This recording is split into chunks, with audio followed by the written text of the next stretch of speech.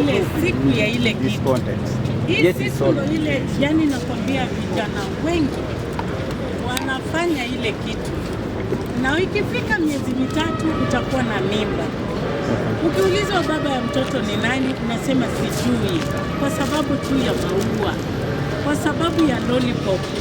Vijana wengi wavulana kwa wasichana watapata gonorrhea, syphilis.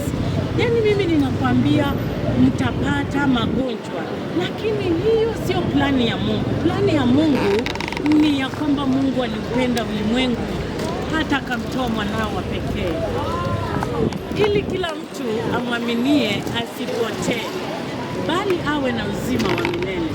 Jameni vijana, kama kuna mtu ambaye hawezi kuweka machozi kwa macho yako ni Mungu, na anaweza tunza kila step ya mguu yako.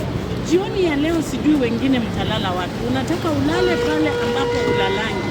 Wengine watapewa madawa ya kulevya wanajisiwe.